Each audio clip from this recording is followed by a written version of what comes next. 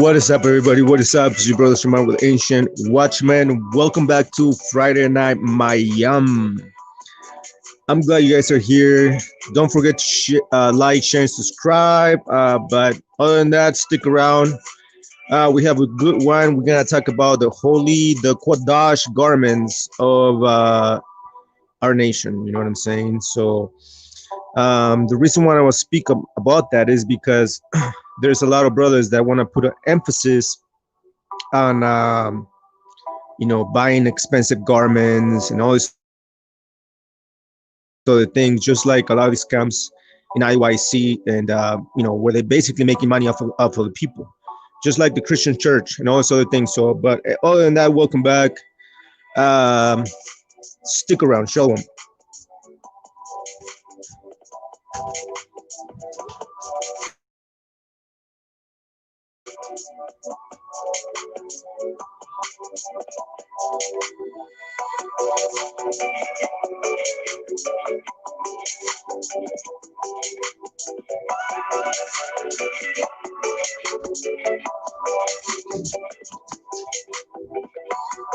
Shalom, everybody. Welcome to the live. Pablo de Santiago, shalom, bro. Melissa, shalom, sis. Welcome to the live. I'm glad you guys are here. Stick around. Once again, we have a good one. Shalom.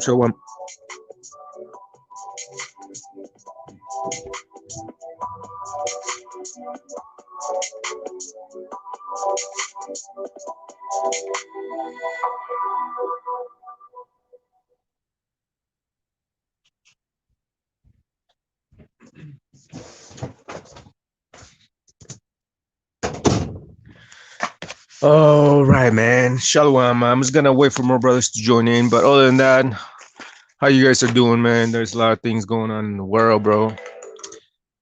Especially with let me see. Yeah, especially with this vaccination. Just give me a minute. I'm gonna show you something real quick before we get started. Shalom.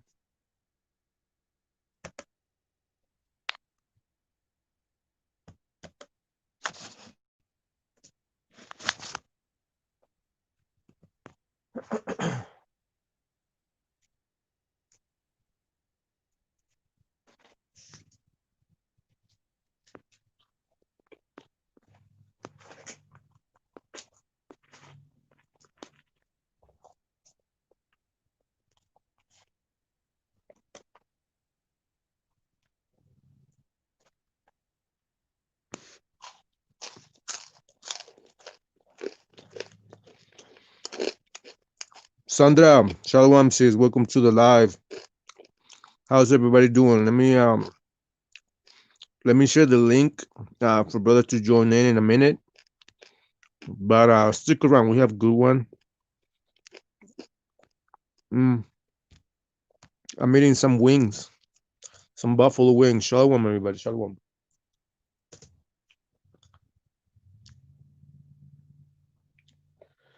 Yeah, once again, stick around.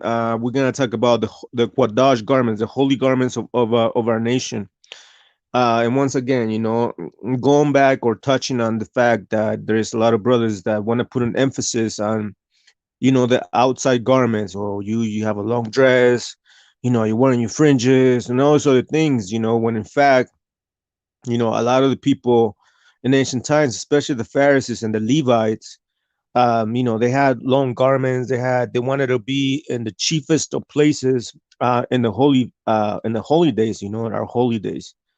But when it came to doing the righteous acts, they didn't want to do that. Why? Because they were more focused on the outside appearance, the outside look, which is the Hebrew look, like the garments, the fringes, and all sort of things. But deep inside, a lot of our people were wicked as hell. So what is the whole point of our people, wearing all these flashy garments, expensive garments, and all sort of things, when our people are acting in wickedness? So that's basically what we're gonna go into. But shalom, shalom. Welcome to the live once again. I'm glad you guys are here. I'm just gonna wait for more brothers to join in, and then we're gonna get started. Shalom.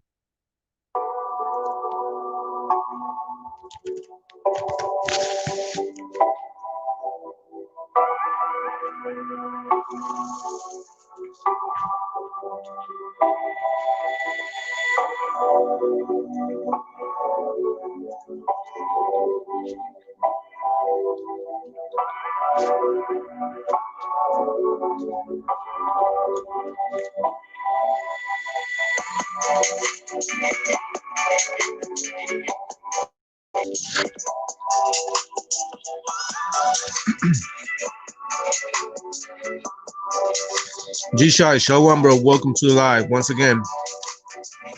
Gypsy King, shalom, bro.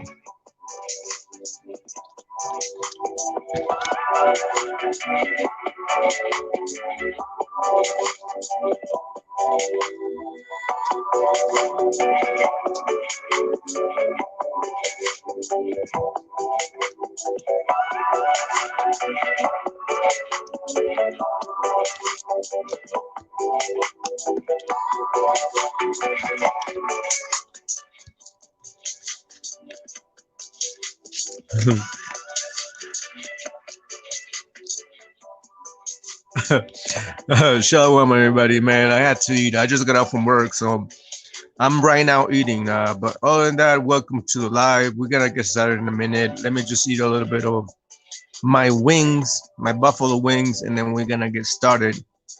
Um, it's getting darker over here where I'm at, so I guess the sun is not down yet, or I don't know. But shalom, everybody. Welcome to the live.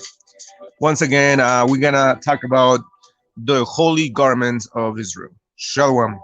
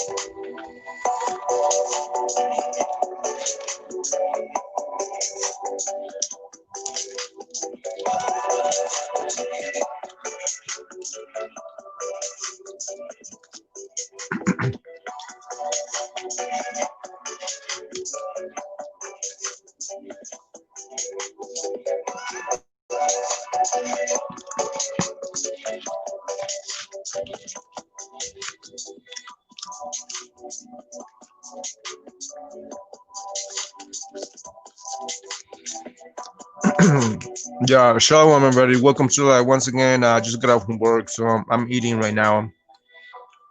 Nice, yes, nice. Enjoy your popcorn.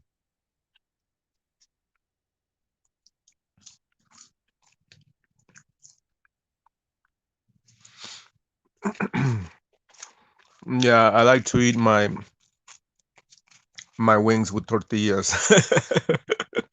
Such a Mexican, bro. But other than that, welcome to live. We're gonna get started, bro. Let me put this food away, bro, and then yeah, we're gonna dig into the word now. So, but welcome to live, everybody. I'm glad you guys are here. Stick around. We have a good one. I won't take too much uh time from you guys, so it's not gonna be a long class, you know, unless there's a lot of Negro lights or one of these camp members that want to talk about their doctrines. You know what I'm saying? So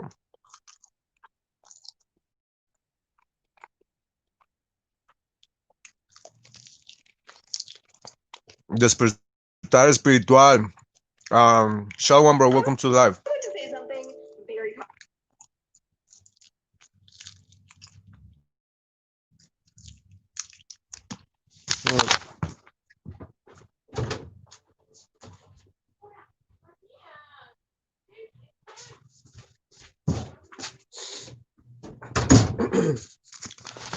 All right, all right, all right, all right, all right. We're gonna get started, bro. We're gonna get started. Give me a minute. Let me set this up real quick.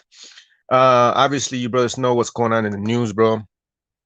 It's a lot of hype on the vaccine. I think Sister Sandra, she tagged me on a video of a nurse that got the vaccine live in live TV, and she fainted. She fainted. Obviously, you brothers know what's going on, right? Yeah, Yoshi, Shalom, bro. Yeah, I knew it was you, bro. I knew it was you, but welcome to live, bro. How you doing?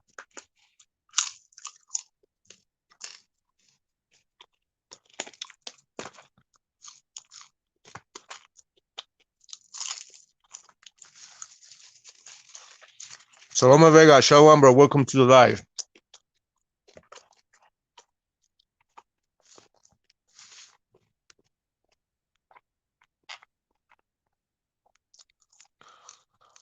Once again, I'm gonna share the link for any of brothers that wanna join the panel, talk to us, share anything, any dreams, any prophecies, any prophetic dreams. You know what I'm saying? I know, uh, I know the Most High is speaking through many brothers and sisters, receiving many dreams and visions when it comes to the current things going on in the world, especially the vaccine. Once again, going into the vaccine. Uh, I have a video I want to show you guys before we get into the class, so that you guys have an idea of what's gonna happen, bro, and where we headed. As far as the world, like where are we really headed with this whole vaccine, bro, and where's it taking us? Uh,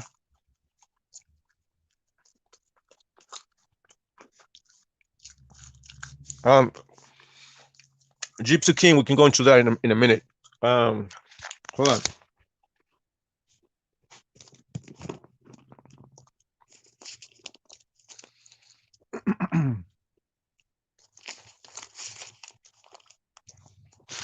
Yeah.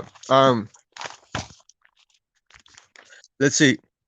Romans 11. It says. All right, hold on. Give me a minute. Let me add Jose Vega. Jose Vega, Shalom, bro. Welcome to the live. All right. So Romans 11:1. It says, if it can focus. Hold on. Give me a minute. Come on, bro. Focus. Focus. Okay. It says, I say then, had God cast away his people? God forbid, for I also am an Israelite of the seed of Abraham from the tribe of Benjamin. So obviously we know that Romans chapter 11 is talking about the Israelites, right? Because that's how the chapter is opened up.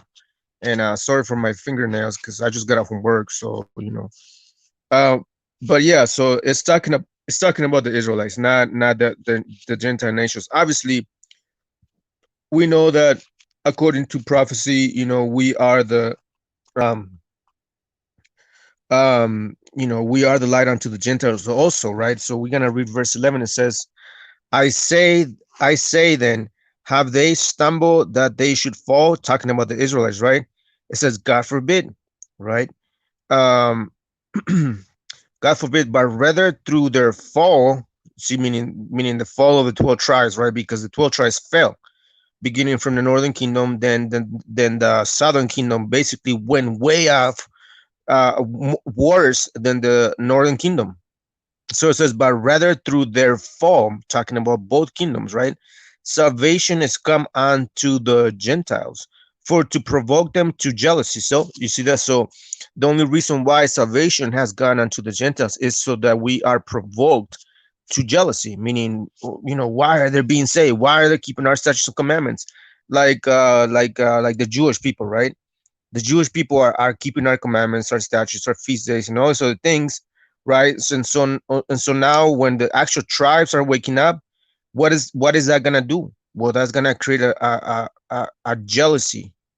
We are gonna be zealous, jealous for that. We're saying things like, well, why are they keeping the commandments if the commandment wasn't given to them? Well, it says it right here, right? To provoke us to jealousy. You see that? So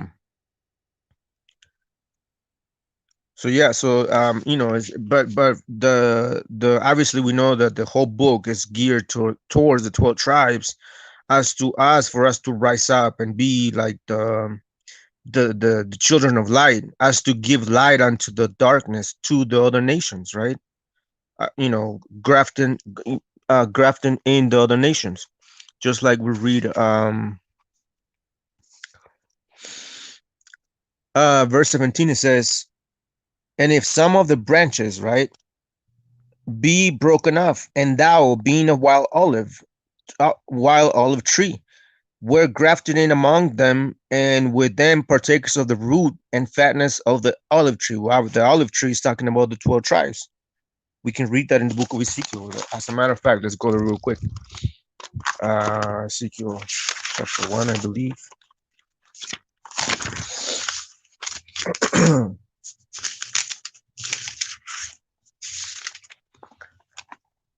uh,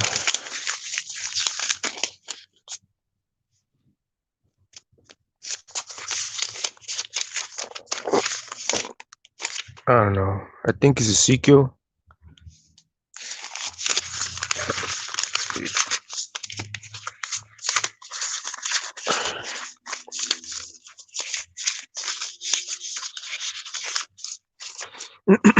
Hold on, give me a minute. Shalom, everybody. Welcome to the live once again. We're gonna talk about the holy garments of our nation, right? There it is. See, my bad. It's Zechariah chapter 4, verse 12. It says, mm, verse 12. It says, and I answered again and said unto him, what be these two olive branches? You see, which through the two golden pipes empty the golden oil out of themselves.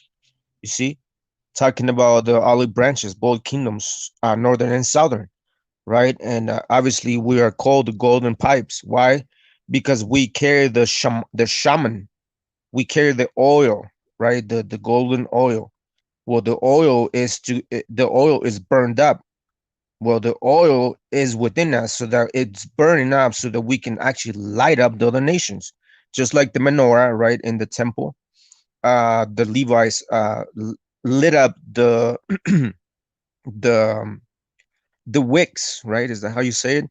The wicks of the candlesticks of the menorah, right? So that's why it's saying the two golden pipes empty the golden oil out of themselves. You see, so we're supposed to be emptying our oil, right? Sharing the knowledge or wisdom, understanding unto the people. We're not supposed to keeping it for ourselves. That oil is supposed to be burned up, just like the parable of that woman, the widow. Remember Elisha, and when he went to the widow, and the widow's son died, I think, and then Elisha basically did a miracle unto the woman, as a symbolic for the tribes, symbolic for the oil and the anointing, right? The shaman, Like the word shaman means that it means oil, it means olive oil, which also represents the anointing or wisdom or knowledge imparted onto the people. Shalom, everybody. Shalom.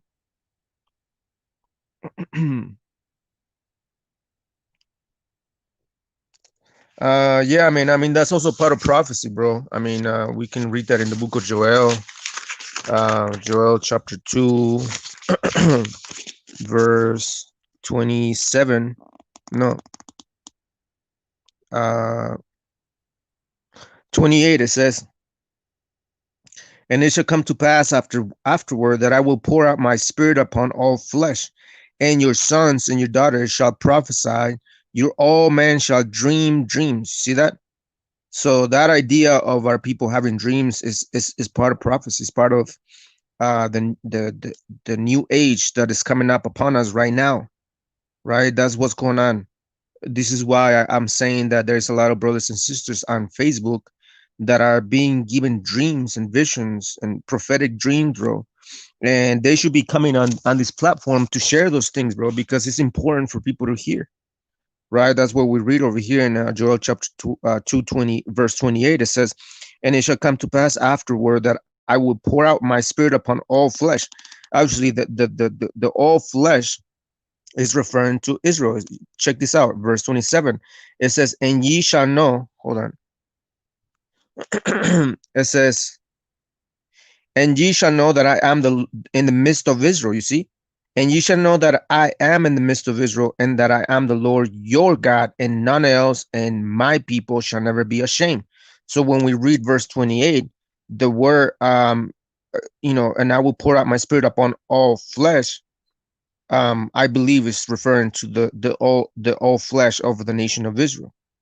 Right now, we know that there's gonna be certain people chosen by the Most High Himself from the other nations that could also prophesy, as we read in the book of Numbers, chapter 24, that Edomite that basically was put into a trance and prophesied against, in favor of the 12 tribes back in those days.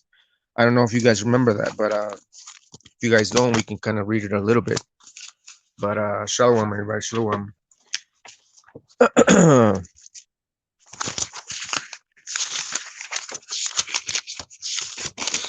Yeah, it's right here. It says, Numbers chapter 24, verse 1, it says, and when Balaam saw that it pleased the Lord to bless Israel, he went not as the other times to seek for enchantments, but he set his face towards the wilderness, where basically the wilderness is where our people were camping at, right? It says, and Balaam lifted up his eyes. Now, Balaam, if you guys do the genealogy, I believe he's an Edomite. So it says, and Balaam lifted up his eyes and saw Israel abiding in his tents or teepees, right, according to the tribes. And the Spirit of God, see, and the Spirit of God came upon him. You see that? So, yeah, there it is. So, son of Beor. So, son of Beor is referring to an Edomite. So, yeah, so you have other nations that are gonna be able to prophesy also, but they're gonna be chosen by the Most High. You know what I'm saying? So, but anyway, shalom, everybody. Welcome to the live. We're gonna get started. Give me a minute. Vega, shalom, bro.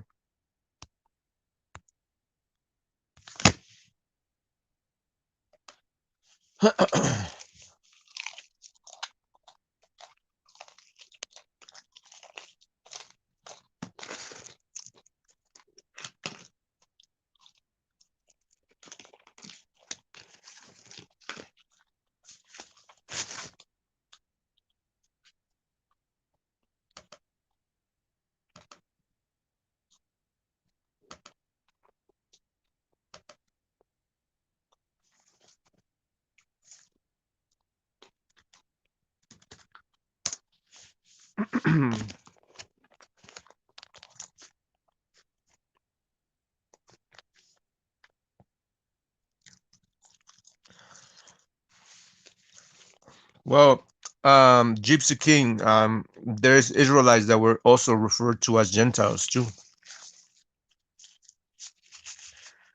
A lot of our people became Gentiles because they were following the way of the Gentiles, obviously, So that's why they were called Gentiles. Especially like Northern Kingdom, they were also called Gentiles in the flesh. But hold on, let me get this ready, bro, and we're gonna get started. But once again, before I go into the class, I want to show you what's going on with the whole vaccine, bro. And there's a lot of hype out there, bro. There's a lot of lies being told to the populace, about this vaccine, because this vaccine is basically poison to your genome.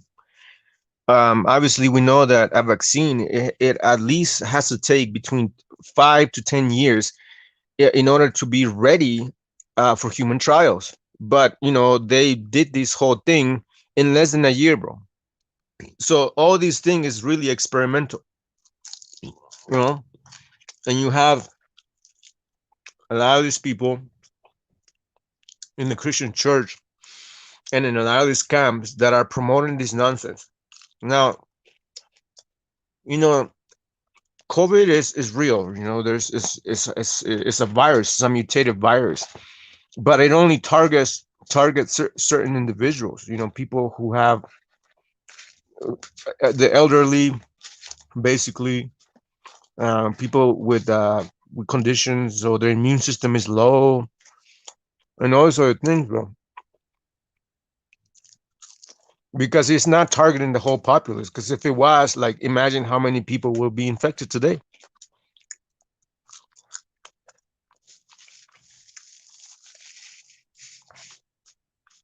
Right. Yeah.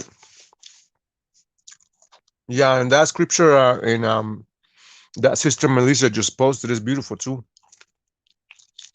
Um, do you guys know what it means when it says it's like the precious ointment upon the head that ran even Aaron's beard that went down to the skirts of his garments? You guys know what that means? Jerem Shem Shalom, bro.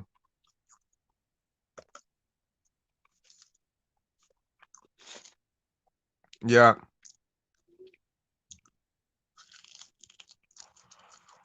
yeah. That once again, I brought that scripture out many many times, but yeah, the precious ointment.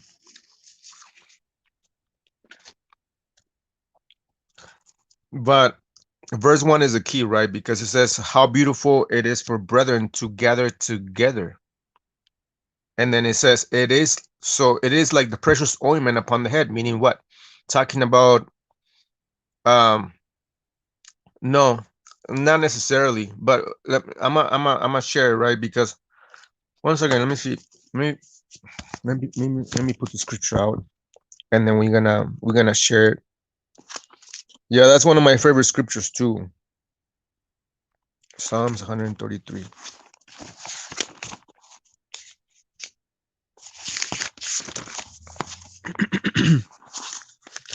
There it is.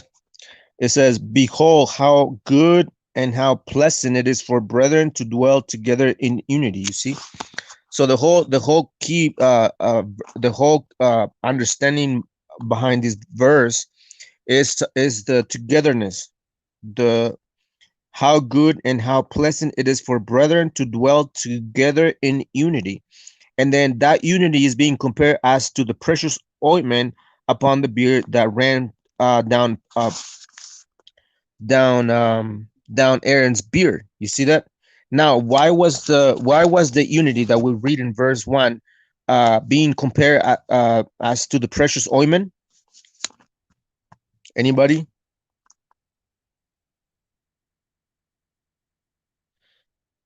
All right. Well, the reason why it was being the unity that we read in verse 1 is being compared to the ointment upon the head that ran down upon the beard of Aaron, is because the ointment that Aaron had, or the air or the oil, or the anointing oil that was used upon Aaron's head, was made up of various ingredients.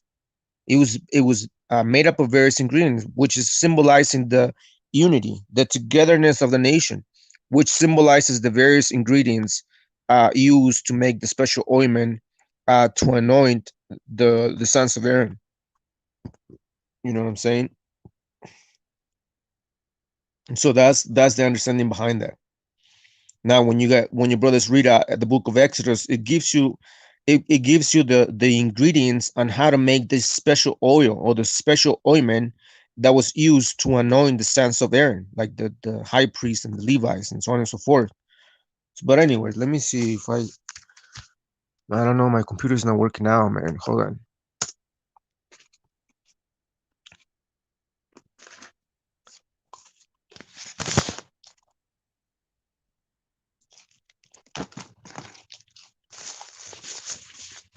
All right.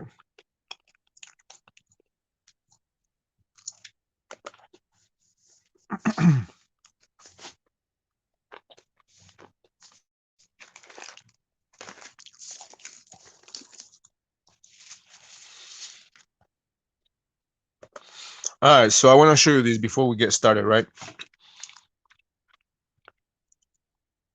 Give me a minute. Give me a minute.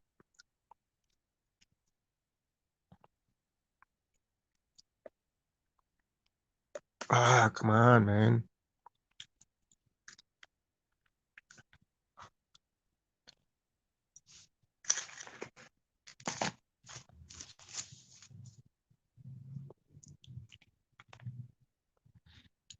My computer's acting out, man. I won't be able to show you the videos I want to show you. Hold on.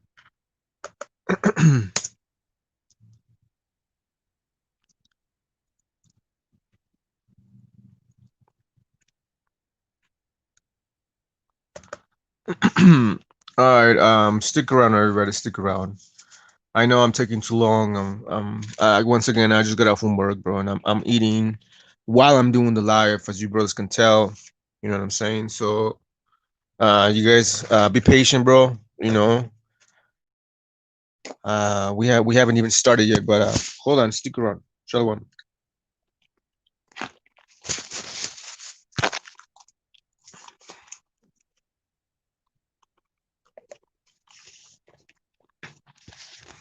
Come on, man.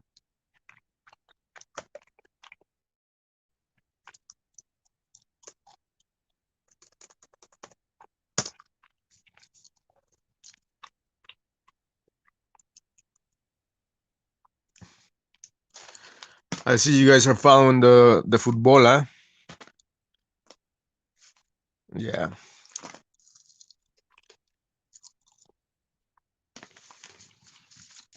All right.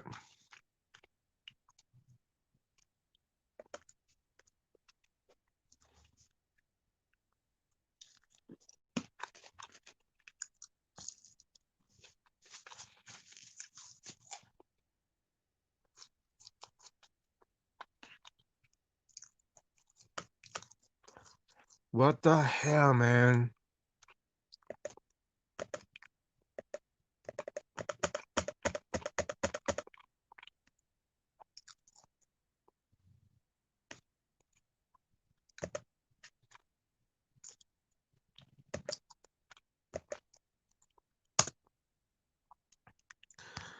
144 Israelite warriors seal and Shalom, bro. Welcome to the live. Stick around, bro. I'm glad you're here, bro.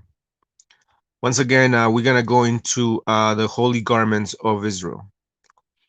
And the reason why I want to speak on that is because you got certain brothers that I'm not gonna mention that are saying that, you know, in order to draw in our people in, that we have to wear these garments, these flashy, expensive garments. Um, I'm sure you guys know who I'm talking about. The brother was already rebuked. I don't know, like 2 months ago when he was here on our live, and obviously the brother didn't like it. You know, he felt some type of way. That's why he's not with us anymore. So you know, you know, I basically rebuked him on the chat group the other day, and I told him, like, listen, bro, why you guys are saying that in order for us to draw in the people or the tribes, that we have to wear these expensive garments, these flashy garments, in order to draw the people in. That is not in the scriptures at all. So, you know, obviously I was called self-righteous, over-righteous much, you know, those other things. Um, but it is what it is, bro. So today we're gonna go into that. So we understand the actual holy garments that we're supposed to be worrying about first, way before we even wear these flashy garments that these brothers are want to wear. Now, okay, so I found the video, bro. I found it. Now, you brothers know who this is, right? This is Johanna, right? Johanna from the ISUPK, aka the home of the so-called home of the true, which is nothing more than home of a bunch of lies, right? As you brothers know, that Jose Vega and I and many other brothers on the boards, we've been debunking these one West Hamitic camps and these false teachers and false prophets that have risen in these last days to deceive the nation of Israel, right? To bring them into this deception that they're the Jews and Levites and Benjamites when they're not. Obviously, you brothers know that we have brought out the facts, teaching, showing you guys that these clowns are nothing more than converts that converted into Judaism back in the 1960s, even way back in the 1400s. We already brought out the books, the history, the prophecy, and all these other things, right? And that's exactly what we read over there in what is it? Romans chapter 11. You guys remember that when we read that the Messiah was gonna give the statutes and commandments to other nations as to move us to jealousy, right? Verse Romans 11:11. It says, "I say then, have they stumbled that they should fall? God forbid.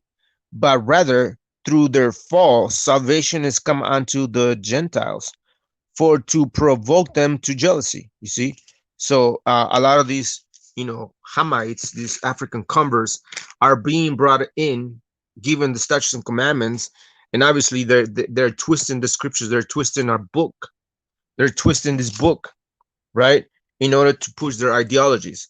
Now that so-called Hispanics and natives are taking part of those camps, they're being lied to. But this is why the Most High put the spirit of wisdom and knowledge and understanding onto Jose Vega and myself and many other brothers that are doing the same thing on the boards.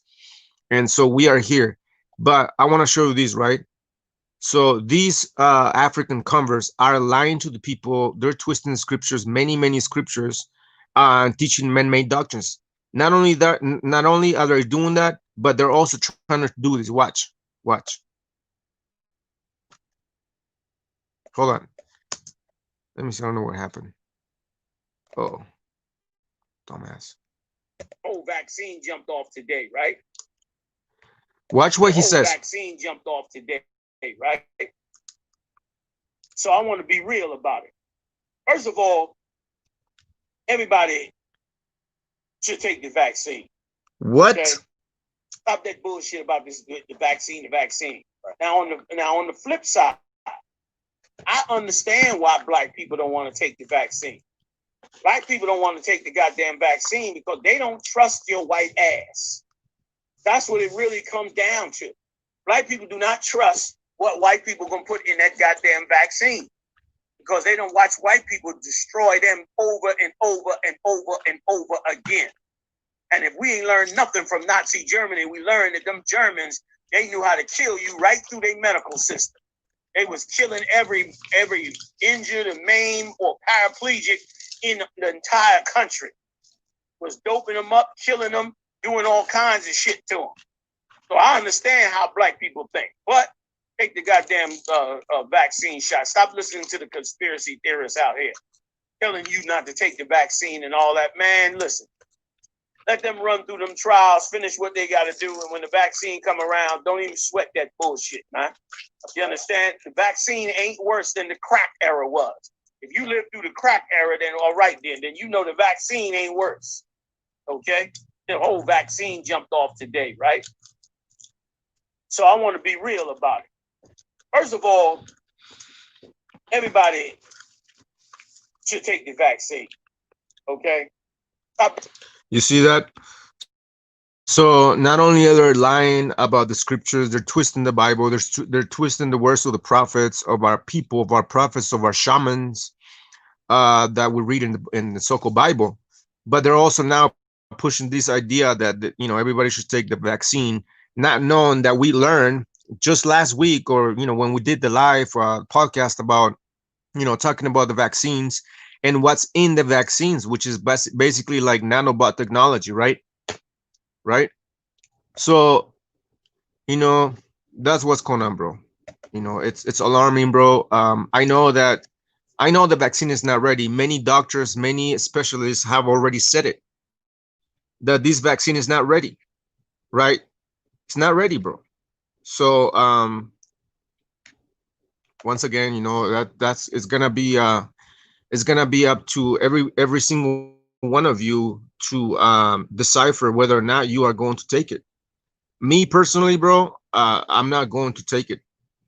I hope many brothers don't take it. Obviously, you guys know why. So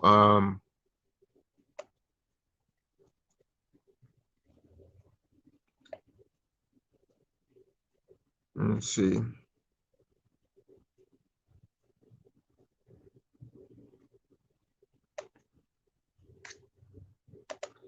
Come on, man. Shalom, everybody. Welcome to live. We're gonna get started in a minute. Just give me a minute. I want to show you these real quick, and then we're gonna jump into the class. Once again, the vaccine is what is the new hype, is the deception for a lot of people, that because the vaccine is not, it's not ready, bro. Again, I'm not saying this out of my own self, out of my own knowledge. Many doctors, many specialists have already said this already. You know what I'm saying? So it's not just me saying these things to put fear into you brothers. That's not what I'm saying. Okay. Right. Exactly, bro. Exactly.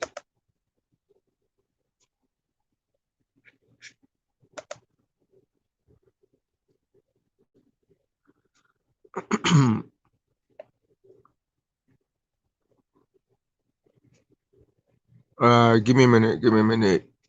Okay, where is it at?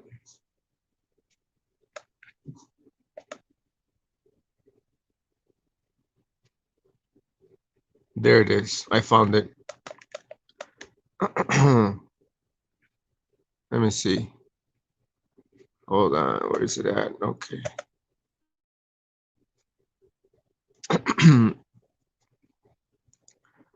This brother share a good video on what I was saying earlier, that a nurse took the vaccine live and she fainted. So we're gonna watch that and then we're gonna start the class. So When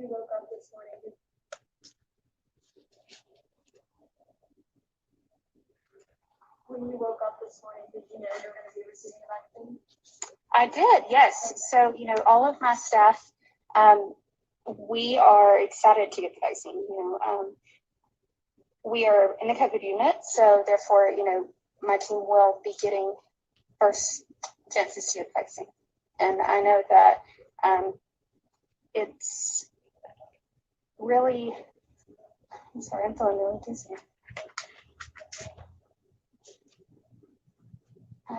I'm sorry.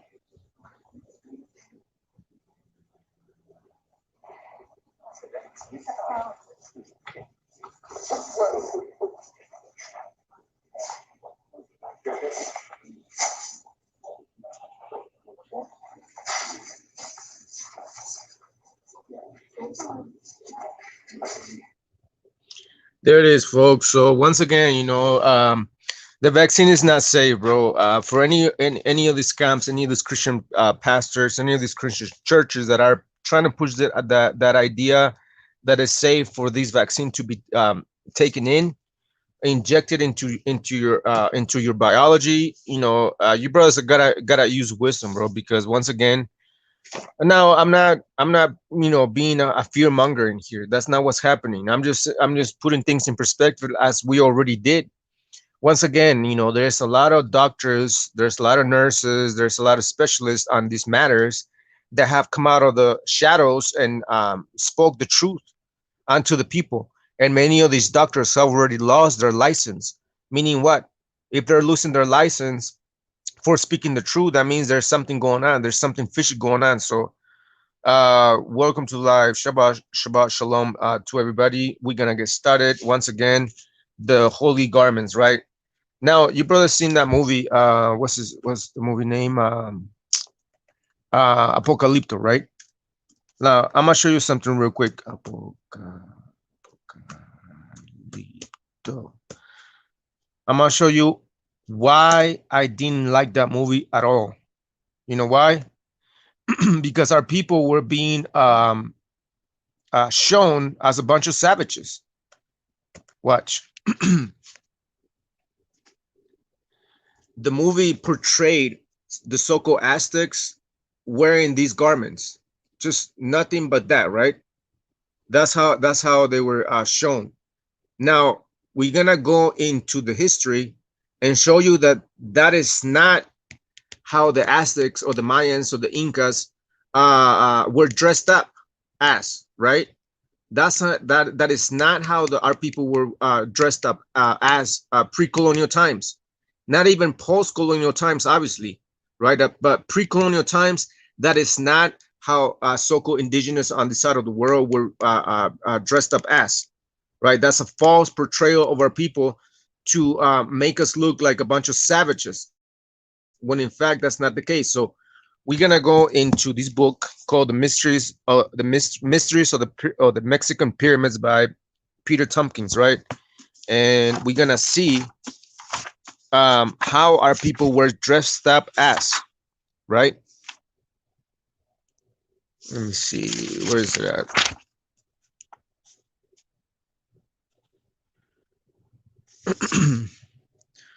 Now check this out, right? So obviously we know that our cities were basically very elaborated, bro. You see, we have tianguises, or like we have like marketplaces, and also the things, our temples, whatever the like. Now,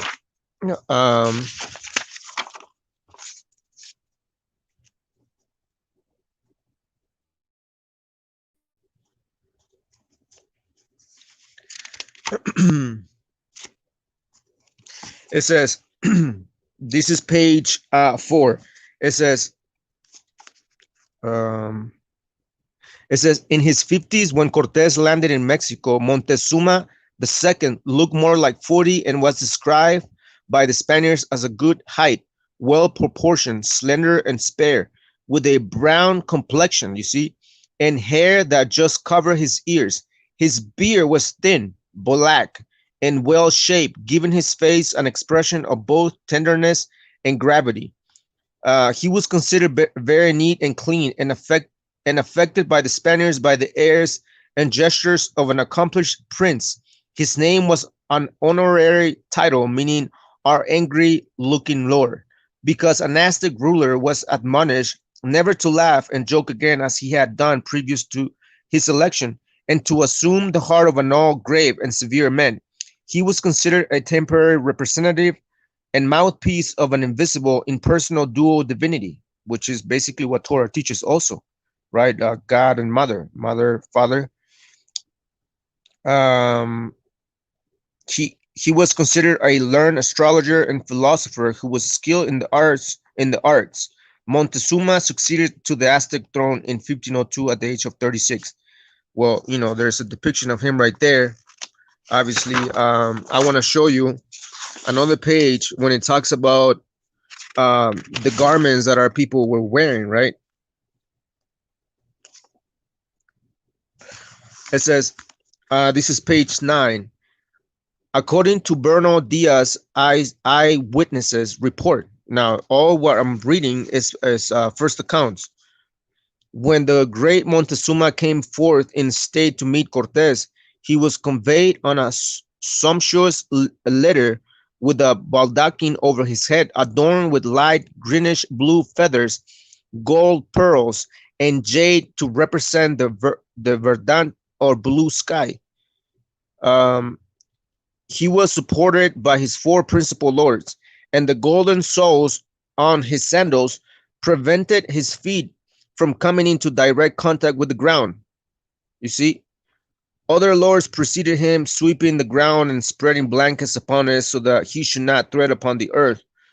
Um, you see, so they didn't look like this at all. Our people were wearing, royal garments, bro. All of our people were from back in ancient times. So what are these guys talking about? Why are these movies being portraying our people as a bunch of savages? You know what I'm saying? We're gonna read on, bro. Again, page 9. It says, when the Spaniards first glimpsed the island capital of Tenochtitlan, glimmering like an exotic Venice, at the at the end of a wide causeway with the stunning palaces, temples, and pyramids, stuccoed pink with volcanic ash rising from the cerulean waters of the lake. Though many had seen the splendors of Rome and Constantinople, they were amazed at a city of 300,000 inhabitants fed by freshwater aqueducts, laced with canals and carefully paved streets, you see, adorned by arcade squares twice as big as Salamanca's, serviced by a marketplace where 70,000 Indians daily bought and sold 1,000 different products, from filigree jewelry to mountains of polychrome feathers, including those from the rare quetzal bird. You see, the Spaniards were enchanted by such luxuries as botanical and zoological gardens, by elegantly towered palaces higher than the Cathedral of Seville, surrounded by large and beautiful private houses with fragrant gardens shaded by bright cotton awnings, where courtly nobles feasted on fruits and vegetables, sausages and soups, fish and meat, cakes and pies, varied by such delicacies as maguey crabs with hot chili, winged ants with savory herbs, and rats in chocolate sauce, whatever. So, um, I want to see where's the garment, man.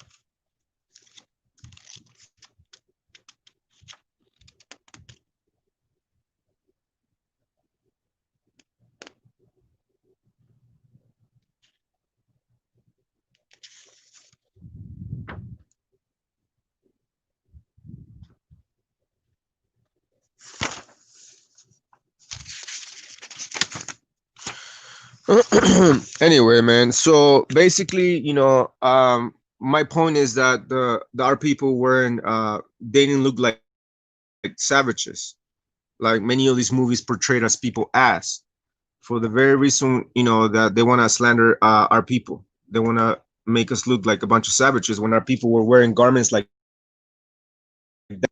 Oh, yeah, you see that? Those are the type of garments that our people were wearing, like back in ancient times. You know, things like that. Those are the garments our people were wearing.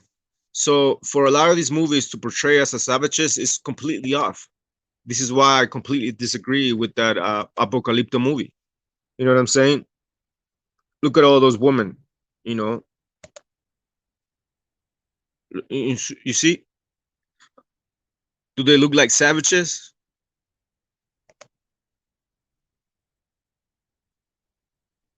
Do they look like savages? Of course not, right? But that's exactly how they want to portray us all throughout their movies all the time. So, I mean, look at our woman. Our woman, like down there, like the Mayans, they're still wearing like long dresses and all these beautiful garments, right? Look at the children. You see that? So our people were not savages, as we already, read it in the book. So from there we're gonna jump in. We're gonna jump into the scriptures, right? Because all that glory was basically taken away from us, right? We're gonna read that. We are going to read that. Shalom, everybody. Welcome to the live. Stick around. We're just jumping into the class, bro. We're just jumping into the class. We're getting started just now. We're getting warm. It's a warm up. It's a warm up, brothers. Yeah, so we're gonna go into the book of Lamentations, chapter 2, I believe. So where is it at? Lamentations chapter, there it is. All right. Yeah, so we're gonna read the book of Lamentations, chapter 2, verse 1. It says, how had the Lord covered the daughter of Zion with the cloud in his anger, and cast down from heaven unto the earth the beauty of Israel. You see, I'm gonna read it again. It says, how had the Lord covered the daughter of Zion with a cloud in his anger, you see, and cast down from heaven unto the earth the beauty, you see, the beauty of Israel was cast down. It was destroyed. It says, and remember not his footstool in the day of his anger, you see. Why? Because our people were taken as slaves by the Babylonians, right? A lot of the Babylonians, basically came and sacked Jerusalem, completely destroyed it. You know what I'm saying? So the beauty of Israel was destroyed, and that beauty goes into many layers. The beauty could mean the wisdom. The beauty could mean the communities, like physically speaking, how our communities were beautiful, as we read in Jeremiah chapter 50. We're gonna go into that. Jeremiah chapter 51.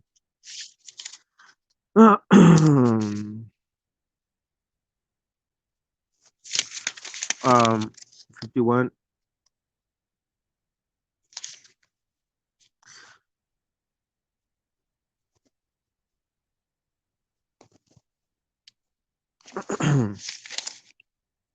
There it is. So Jeremiah chapter 52, verse um 12. It says, now in the 5th month, in the 10th day of the month, which was the 19th year of Nebuchadnezzar, king of Babylon, came Nebuzaradan, captain of the guard, which served the king of Babylon, into Jerusalem. Verse 13, it says, and burned the house of the Lord, and the king's house, and all the houses of Jerusalem, and all the house of the great man burned he with fire. You see, so our people, the beauty of Israel, just like we read over here in Lamentations chapter 2, the beauty. I'm gonna read it again. Lamentations chapter 2, verse 1. It says, how had the Lord covered the daughter of Zion with a cloud in his anger, and cast down from heaven unto the earth. You see, unto the earth, meaning we were put in a low state. The beauty of Israel. You see, so the beauty of Israel was completely destroyed. Not only talking about the beauty of Israel physically, but the entire nation, the land got ravaged. Our women were raped and killed up, burned up. Our cities destroyed. Our temple sacked and destroyed. All the holy utensils of the temple were taken away to Babylon. Torah was burned up. You brothers know already. Torah was burned up. This Torah that we have was rewritten by Ezra, right? So from there, um, let me see. Hold on, give me a minute. Let me phylacteries, right? Phylacteries.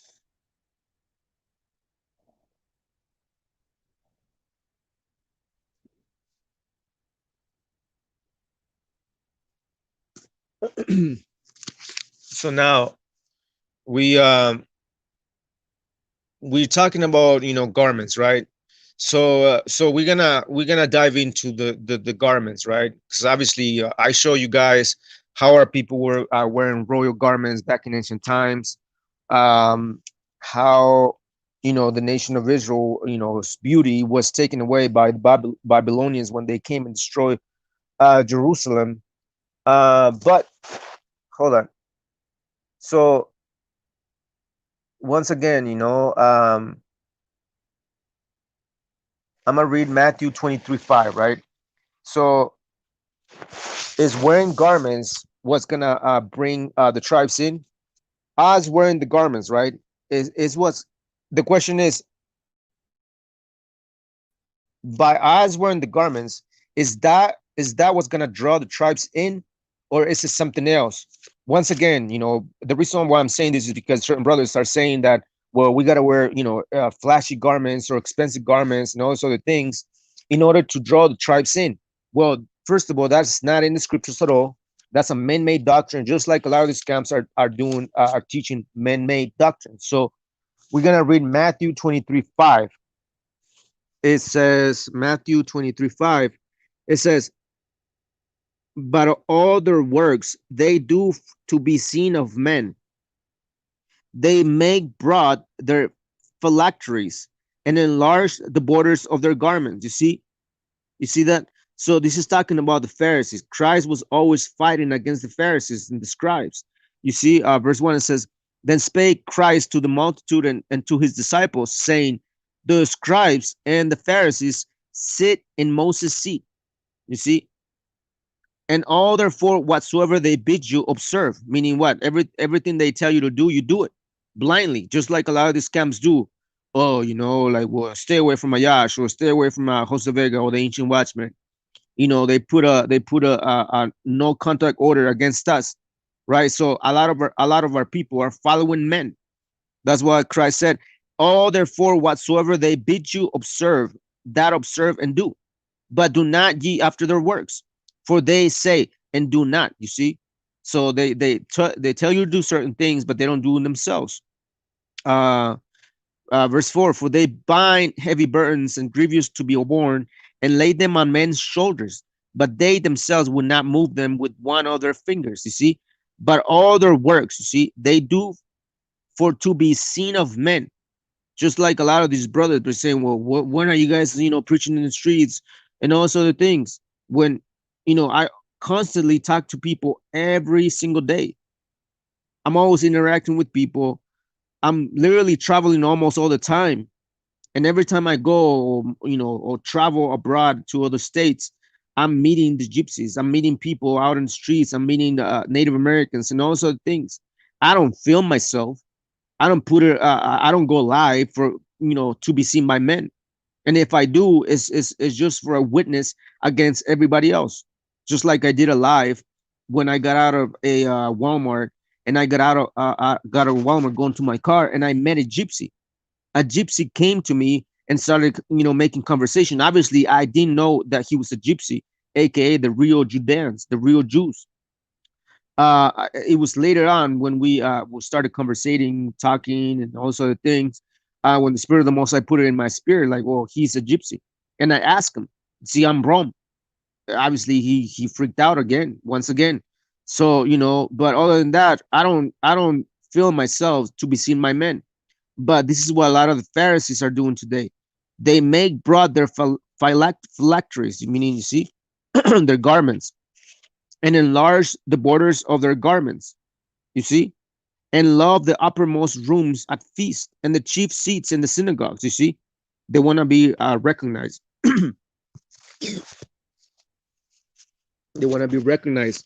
Like you got that dude Quana, always wanted recognition.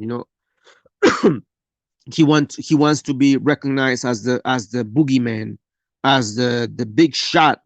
You know what I'm saying? It says, verse 6, and love the uppermost rooms at feasts and the chief seats in the synagogues. You see, and the greetings in the markets, and to be called of men, teacher, teacher. You see, rabbi, rabbi. Just like certain brothers, Old Testament Israelites that are out there, especially the Yachad and Quanan and them dudes, so on and so forth. But the whole point is that the phylacteries. You have a lot of the Pharisees that were wearing all these flashy garments, bro. Literally flashy garments. That's what it goes into. And the long fringes, basically.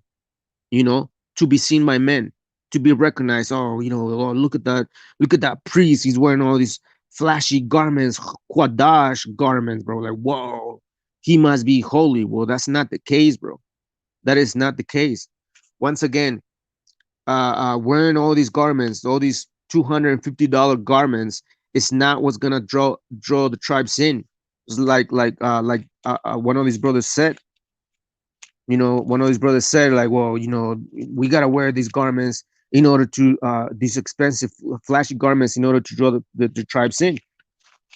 Well, that's not the case. So who is gonna draw the tribes in? Ourselves, our garments, us, having these flashy garments, these beautiful garments that cost $200. Is that what's gonna bring in the tribes? Huh? Who's gonna bring in the tribes? You, me, this podcast? Who's gonna do it? John chapter 6, verse 44, it says, "No man can come to me except the Father which has sent me draw him, and I will raise him up in the last day." You see? So no man can come to me, meaning we can't come into the truth except the Father. You see? The Father right there, the Father, Abba. You see? Abba Nawa. Except the Father which has sent me draw him. You see? So it is the Father that brings in the tribes, not our garments, not our fringes, not all these other things, all these carnalities that we think of, like certain brothers, which I'm not gonna mention names. So from there, um, we're gonna jump into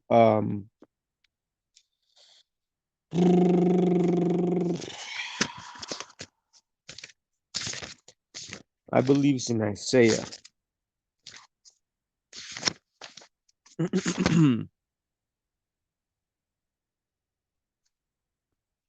Yeah. All right. So we're gonna go into the book of Isaiah, chapter 61, verse 9. It says, "And their seed shall be known among the Gentiles." You see, I'm gonna read verse 8, bro. Hold on.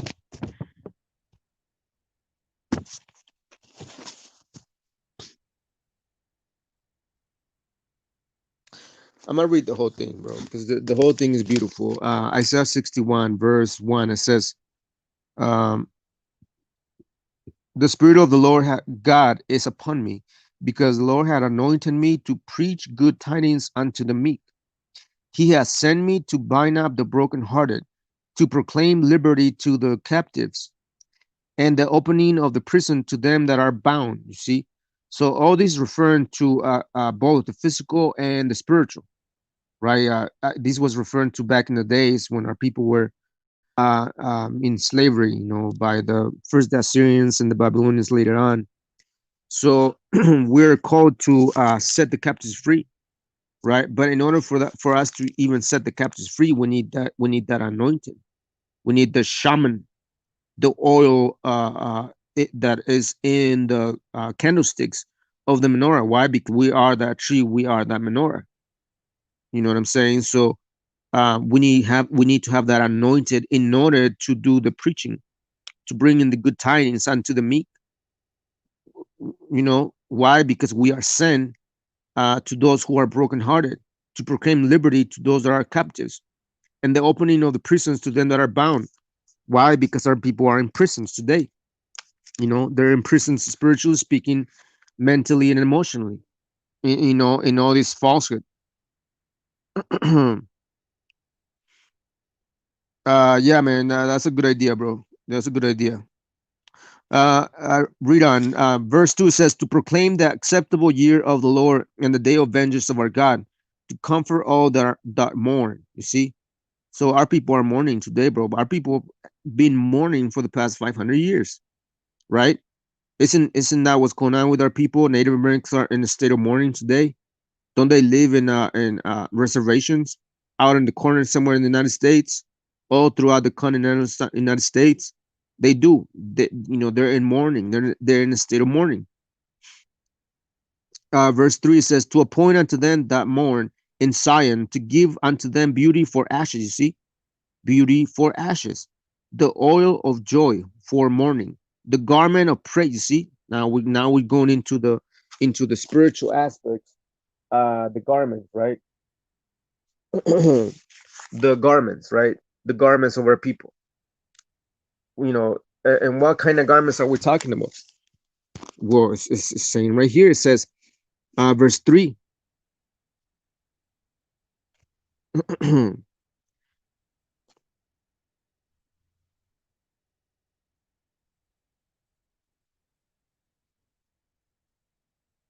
Verse 3 says, to appoint unto them that mourn in Zion, to give unto them beauty for ashes, the oil of joy for mourning, the garment of praise for the spirit of heaviness. You see, that they might be called trees of righteousness. You see, we are the trees of righteousness, right? What do trees need? They need what? Water. They need water, right? Water. So we're gonna go into that. We're gonna go into that. We're gonna go into the trees, because trees symbolize human beings. We are those trees. Psalms chapter 1 verse 2.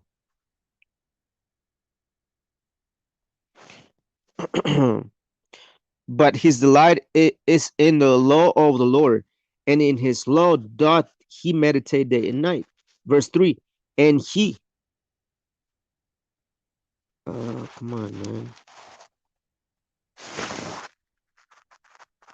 And he shall be like a tree planted by the rivers of water, that bringeth forth his fruit in his season. His leaf also shall not wither, and whatsoever he doeth shall prosper. You see, the whole point is that we are symbolized as trees planted by the rivers of water. This is why Friday podcasts are called what? Friday night MaYaM, meaning waters. Waters, in order to be refreshed. Why? Because trees need water. So going back to Isaiah chapter 61 verse 3, I'm gonna start right here in the middle. It says, the garment of praise for the spirit of heaviness, that they might be called trees of righteousness. You see, we are those trees of righteousness, and obviously trees need what? They need water. So that's what we're doing today. Every Friday night, MaYaM, we are pouring out waters unto our people, the planting of the Lord, that he might be glorified. Verse 4, and they shall build the all waste.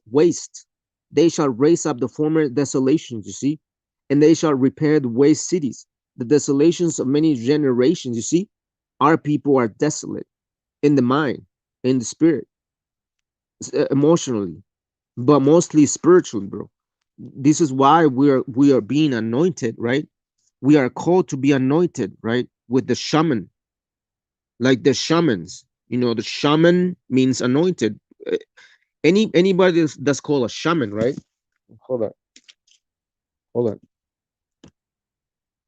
on. Anybody, right? See, anybody that's called a shaman, it means that you have the anointing, you have the oil, you have wisdom, you have something that is special, as a gift, that is supposed to be used unto the edifying of our people, to irrigate the minds of our people. That's what a shaman is. The true shamans are the ones that have the anointing, just like we read over here. Like the spirit of the Lord is upon me, because the Lord had anointed me. You see, shaman.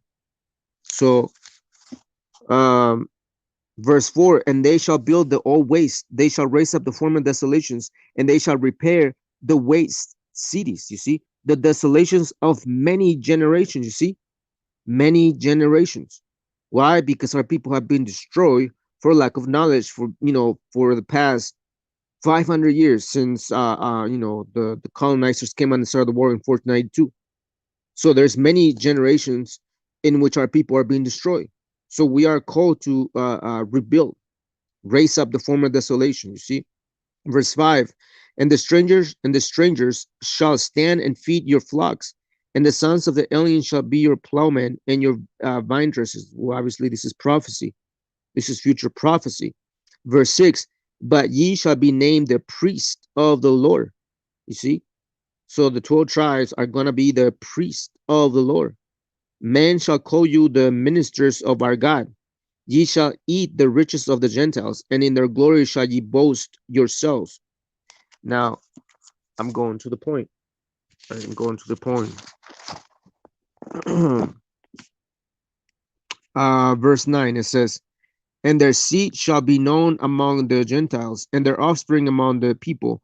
All that see them shall acknowledge them, and that they are the seed which the Lord had blessed. You see, talking about the Israelites, when our people are restored to our former glory, even greater.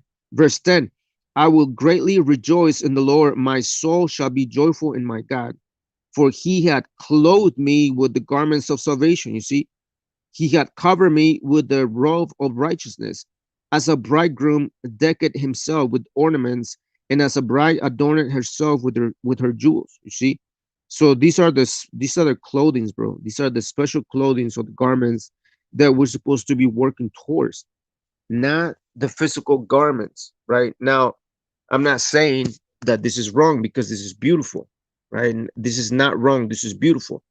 But way before we even worry about the external appearance, the physical appearance, we're supposed to be taking care of our inner man, the inside man, the mind, right? The heart, the soul. That's the garments, bro. That's the garments of salvation. So, uh, Shalom, bro.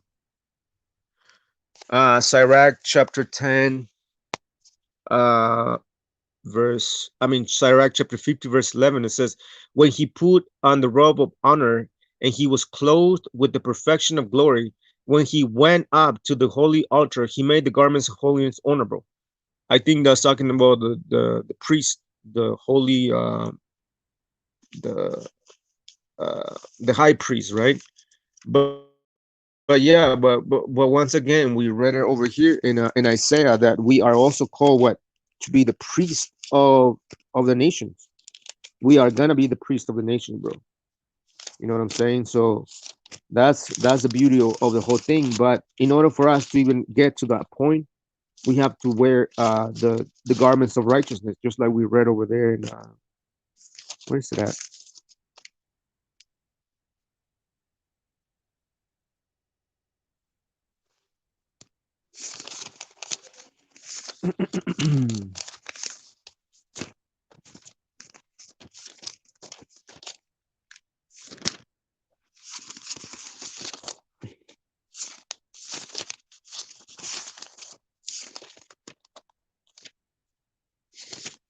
Oh, all right. So going back to Isaiah chapter 61, verse 10, it says, I will greatly rejoice in the Lord. My soul shall be joyful in my God, for he had clothed me with the garments of salvation. He had covered me with the robe of righteousness. You see, so that's those are the garments that we're supposed to be thinking of first. Once again, way before we think about these garments, like the Pharisees were worried about like the phylacteries that they had, like the long ass fringes and these flashy garments that a lot of people are wearing, when they in fact they're not even clothing themselves with the garments of salvation, or the robe of righteousness. See, the robe of righteousness. So from there we're gonna go into Psalms 132:16. Psalms 132:16. Sorry.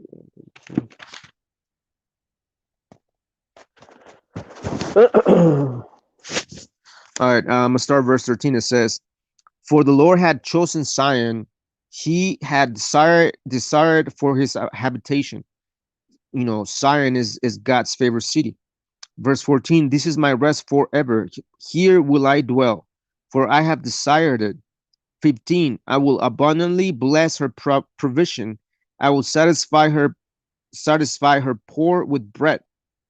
Verse 16, I will also clothe her priests with salvation, and her saints shall shout out aloud for joy.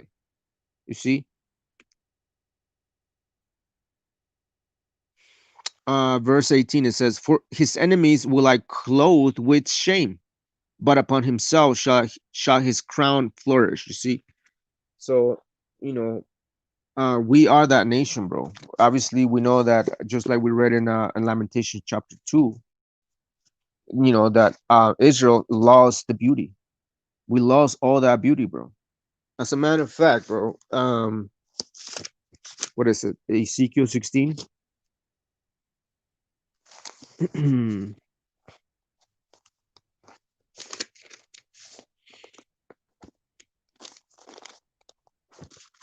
Ah,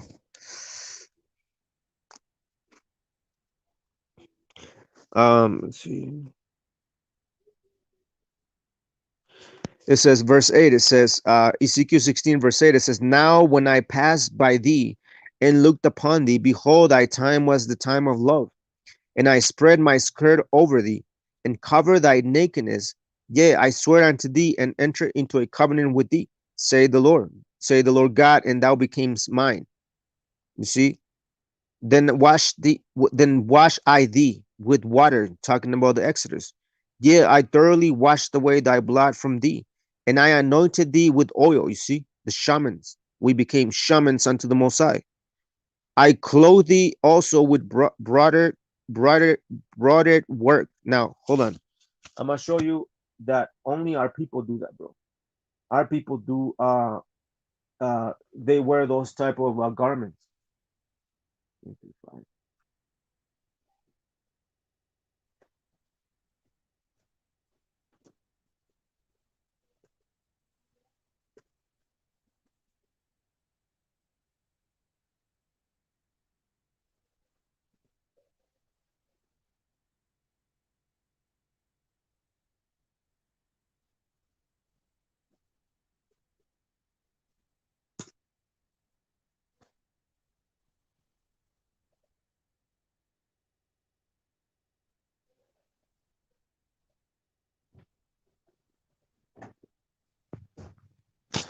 Now, yeah. So we are reading in the book of Ezekiel, chapter 16, verse 10. It says, "I clothe thee also with broader work."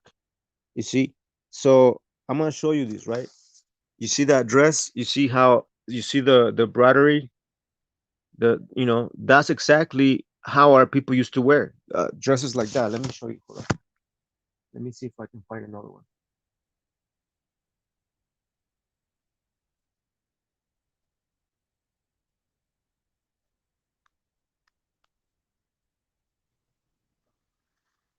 Ah.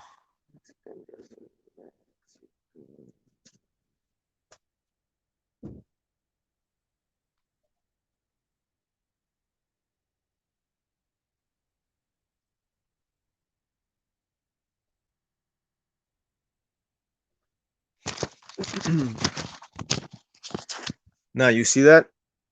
You see the broderie work, bro? You see that's exactly how our women are dressing up. Why? Because these customs go back to ancient times. How the Judeans and a lot of our people were, wearing their dresses as just like that, just like we read in Ezekiel chapter 16, verse 10. It says, "I clothe thee also with broader work, broader work." Bro, I can't pronounce that word, but you guys get the point, right? You guys get the point. I'm gonna highlight it. Is that word right there?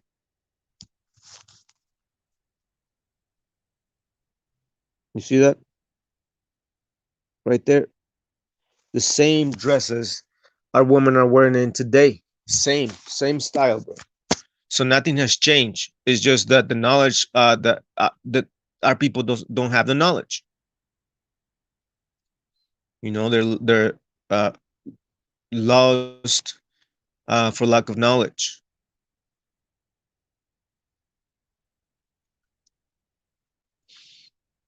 See, those are the type of dresses our people are wearing. Broadery work. You see that?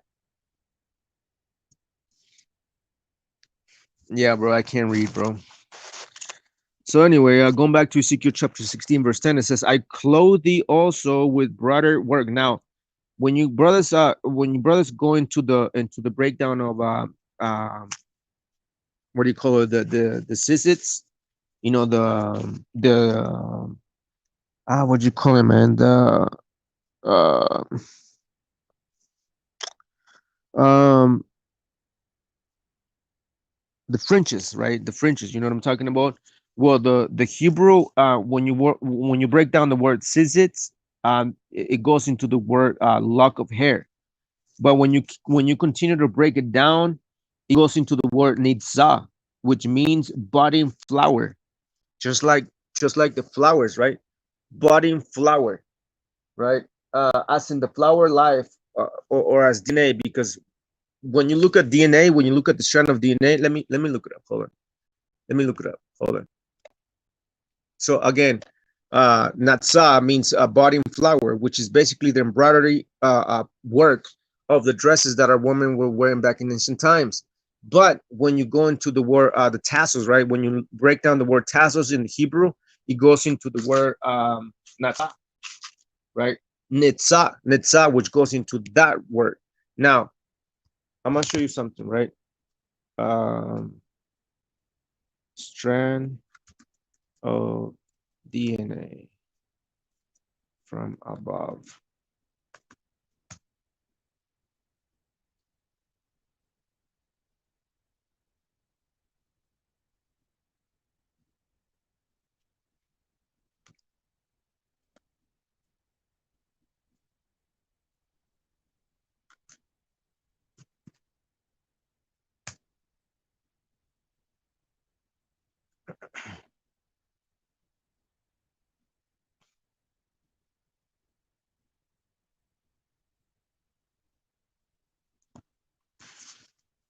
Let me see if I can find it, man. Hold on.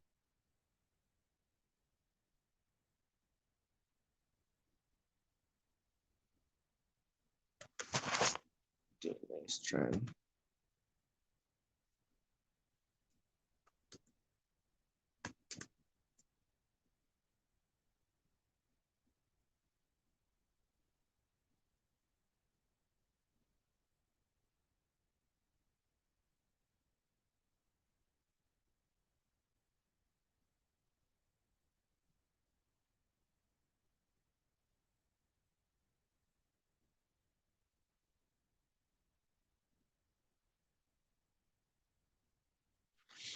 I can't find it, man. But basically, like, okay, so if you look at the DNA, right, the DNA strand.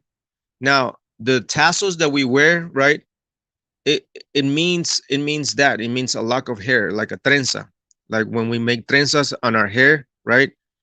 So let me see. So trenzas, let me look it up. Trenzas.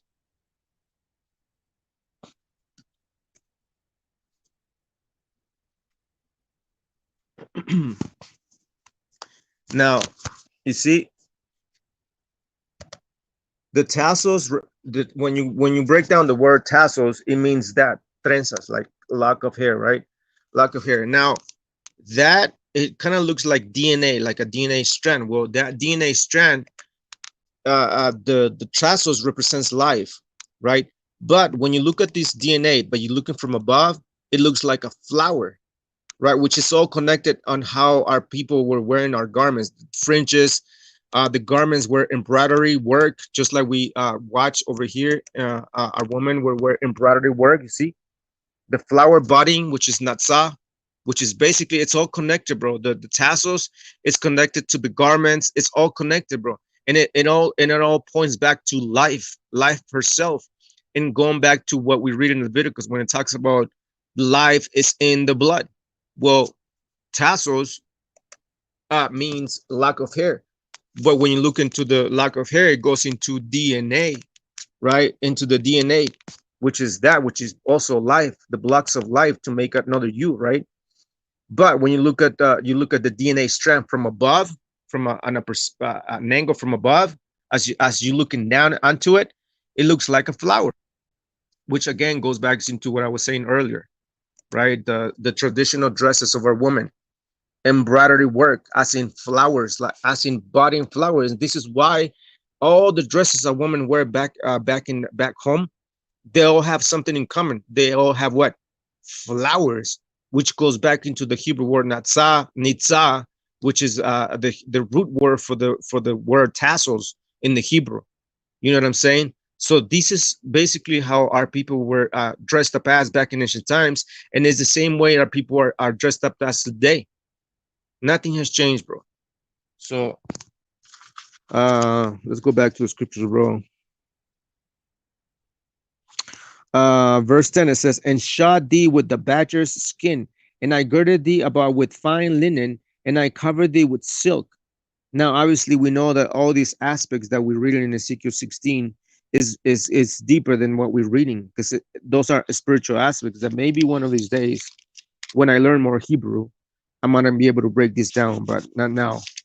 So, what else? What else? What else? What else? I don't know. Um, Once again, anybody else want to come in, bro? Any brothers want to discuss certain matters? Let me know. I'm gonna post the link again.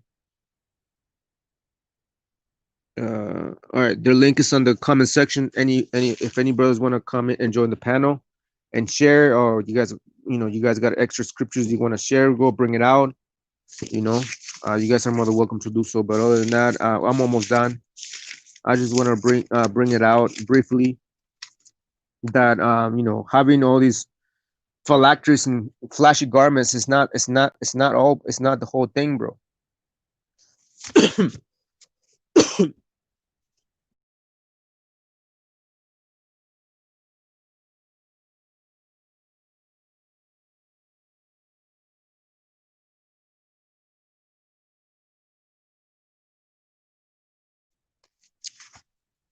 Anyways, um,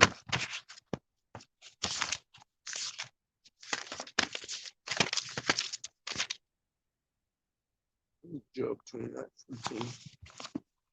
Job 29.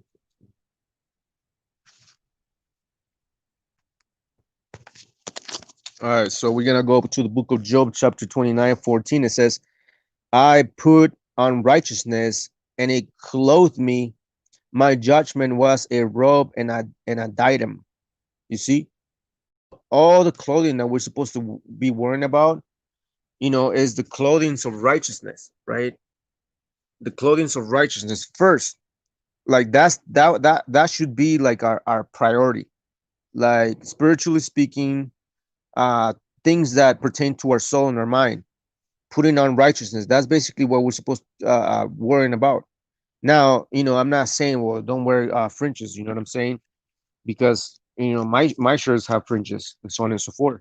But I don't have flashy garments as to like, oh well, I'm gonna tell brothers to buy a $200 garment, bro. Many brothers are struggling, bro. Many brothers they don't have a job. Maybe they're not working long hours, or you know whatever, right? So we're not gonna put a burden like a lot of these Pharisees were doing unto our people, right? But you got certain brothers, again, I'm not gonna name names, but you got certain brothers that are pushing this idea that you gotta have these, wear all these garments and buy these and this and that and the third, kind of like IUIC. IUIC be charging $200, $250 per garment, bro. Meanwhile, our people struggling. Meanwhile, these clowns, these leaders are, getting rich by the people that follow them. You know what I'm saying? So, um, I'm gonna read 2 Corinthians chapter 5, verse 1. It says, For for we know that if our earthly house of this tabernacle were dissolved, meaning if we die, we have a building of God, and house not made with hands, eternal in the heavens, right? Meaning the spiritual body. We have a spiritual body waiting for us when we leave this meat suit, which is we call it body. Verse 2, for in these we groan. You see, having this thought and idea that we're gonna leave this body one day, we groan, earnestly desiring to be clothed upon with our house, which is from heaven. You see, so there's gonna come a day that these fringes are not gonna matter. Why? Because we're gonna be clothed with spiritual garments. Meaning what? We're gonna be given we're gonna be transfigured, meaning we're gonna become like angels. That's basically what's gonna happen. You see, verse 3. If so, hold on. It says, if so be that being clothed, we shall not be found naked. In other words, we are naked ourselves right now. We are naked. Why? Because we are not in our spiritual bodies. We are not angels. We're not like the angels travel, from A to point B in a split second, meaning they travel at the speed of light. We can't do that. Why? Because we're trapped in time. Time is our enemy, right? We're not able to tap into fourth dimension. Why? Because we are trapped into these bodies. This is why the apostle says in verse 2, it says, "For in these we groan." What is the this? Well, verse 1, we have a building of God and house not made with hands, eternal in the heavens. You see? So that's going to happen when we leave tabernacle, which is our body. These bodies are tabernacle. So when we leave, we're going to be clothed with the house, with the heavenly house, with the heavenly bodies, you know? So, um,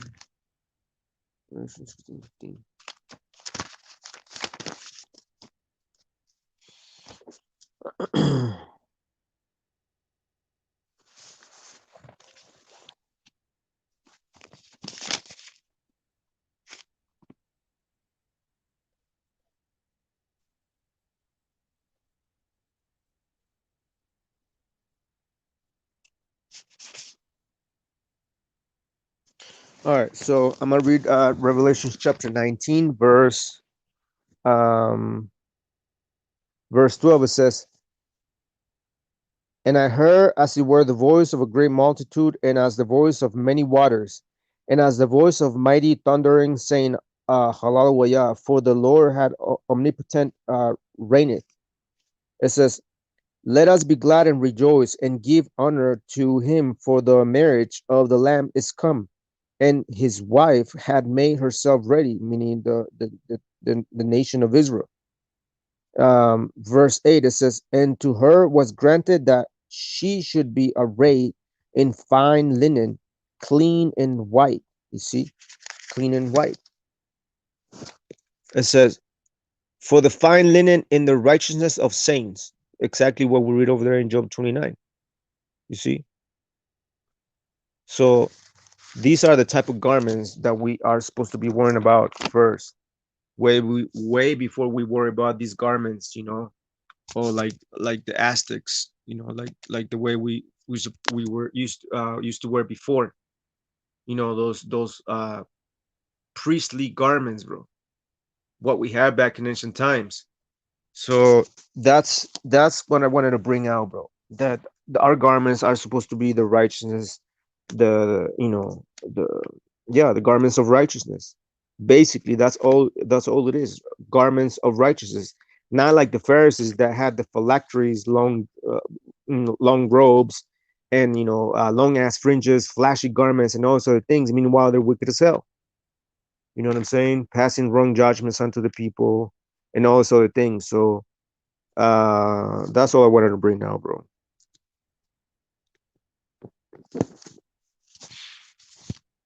That's all I wanted to bring out. Anybody else want to say anything else? We might close out. Again, the link is in the description, in the comment section, if brothers want to come in.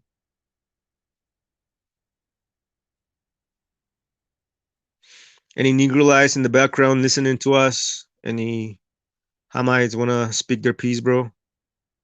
Anybody? Nope. Yes. Maybe.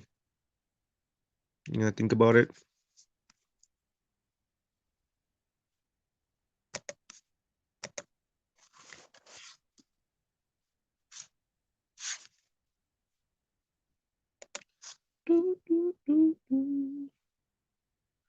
Sandra Rich Shalom, sis. Have a great night. Can't believe that Daniel deal you got me on my insurance. Daniel, State Farm offers surprisingly great rates to everyone. Sure you do.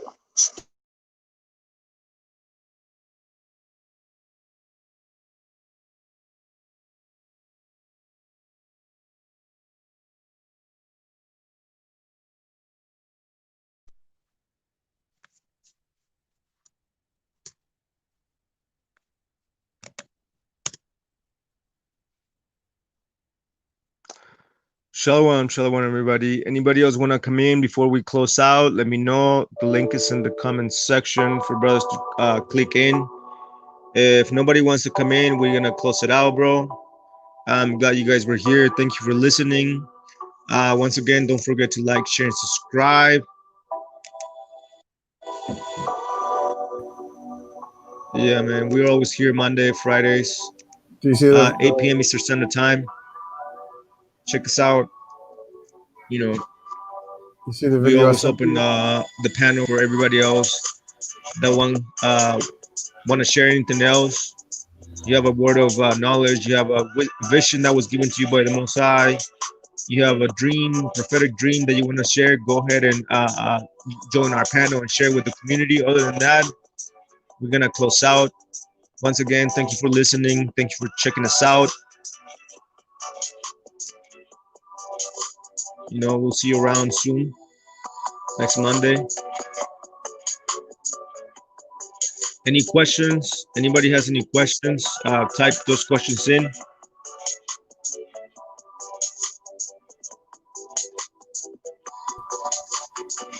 Did you see the video I just sent you?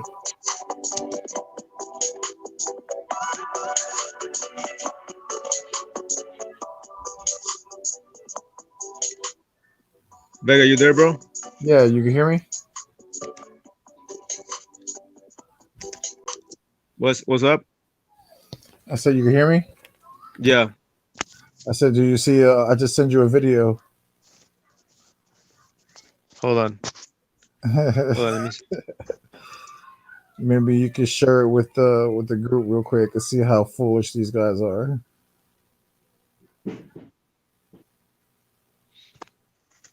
Fucking Facebook, man. This Facebook is bullshit. Hold on.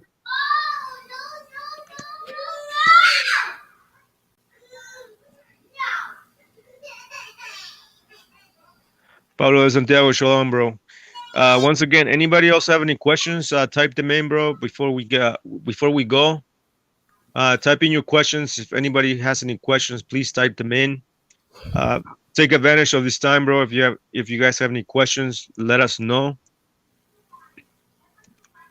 You know, we shall be able to answer them. So,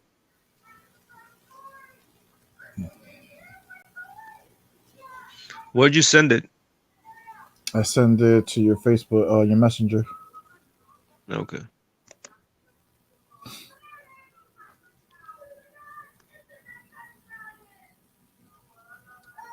Shalom, everybody. Shalom. Welcome to live. Once again, class is over. I just wanted to share about the holy garments, just briefly. You know, not in depth, but you know, having garments is not it's not what's gonna attract the tribes, bro. Having garments of righteousness is what's gonna attract the tribes, not the physical garments, bro. For any brothers that are pushing that idea or that doctrine. So let me see.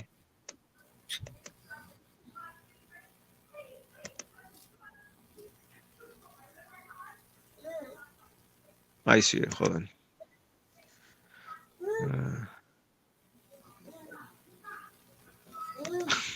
Bro, what the hell?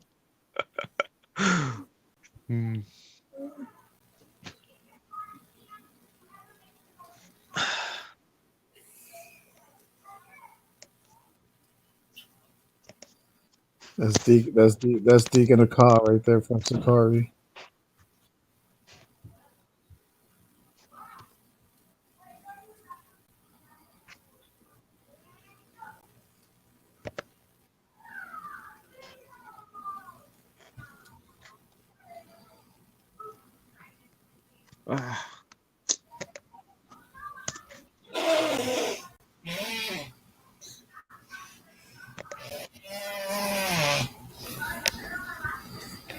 Oh, you crazy baby.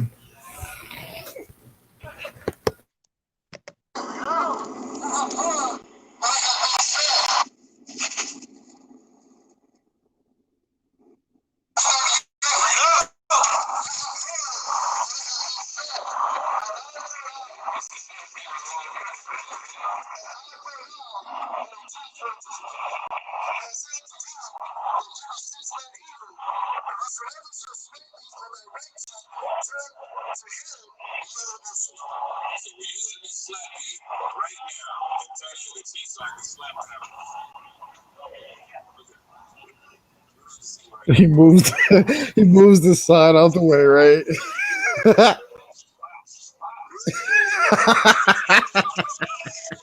What the hell, bro? Oh man.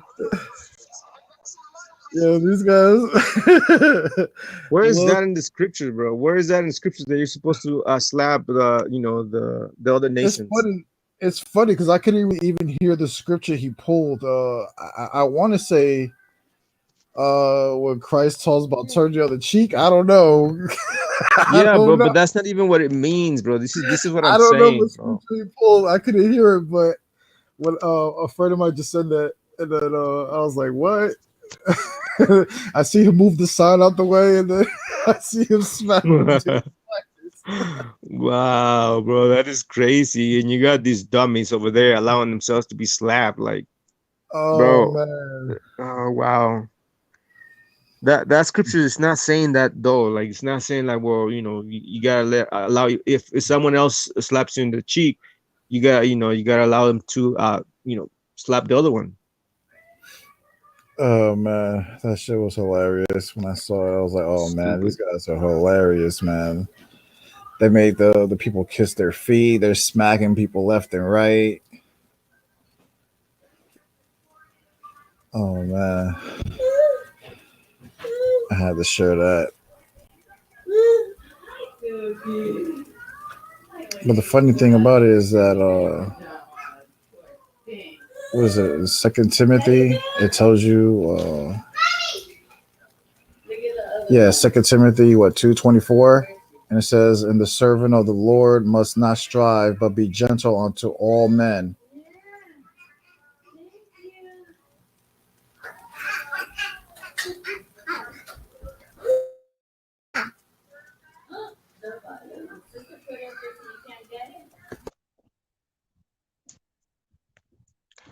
Um. Yeah. What?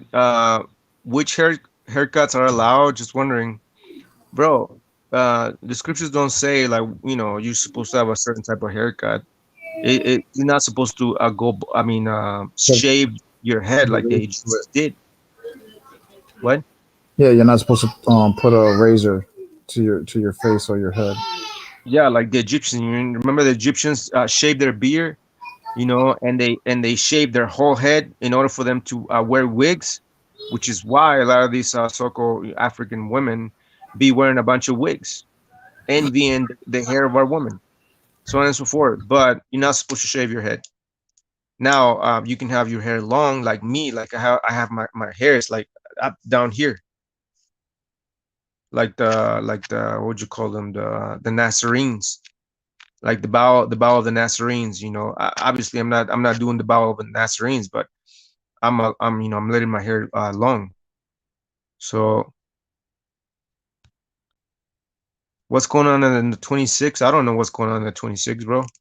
Are you talking about the conjunction of Jupiter and Saturn, which is basically they said it hasn't happened in what 800 years. So it's been 800 years since the last time we saw Saturn and Jupiter basically aligning themselves in the sky. So, what's going on then? I don't know. I mean, there's a lot of theories, there's a lot of things are going around on the internet saying this and that and the third, but I don't know. I mean, all I know is that Jupiter represents like the king planet, which also is represented by Christ, you know. And a lot of people say that when Christ was born, which was somewhere in April, because he wasn't born on December the 25th. He was born somewhere around April, you know. So when he was born, supposedly like around that time in the sky, there was Jupiter being lit up or lined up in the sky when Christ was born, which they call it like the Star of Belen, like Bethlehem, like the Star of Bethlehem. They call it the Star of Bethlehem. Well, it wasn't a star. It was nothing more than an enlightenment, an alignment in the star of the planet Jupiter and the planet Saturn. So I don't know what's going on.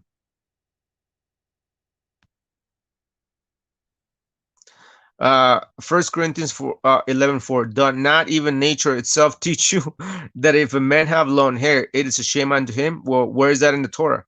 Because we read in the Torah that the Nazarenes had long hair, like Samson. Samson had locks all the way down here.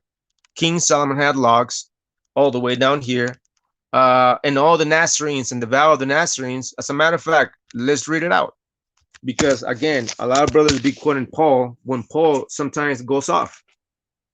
Why? Because Paul sometimes is giving his personal opinion, right? And I'm gonna prove it. I'm gonna give you just a glimpse of how he even says it out. He even says it out of his mouth. He's like, well, the things I'm telling you, they're not commandments of the Most High. Just my personal opinions. That's basically what he said. I'm gonna show you.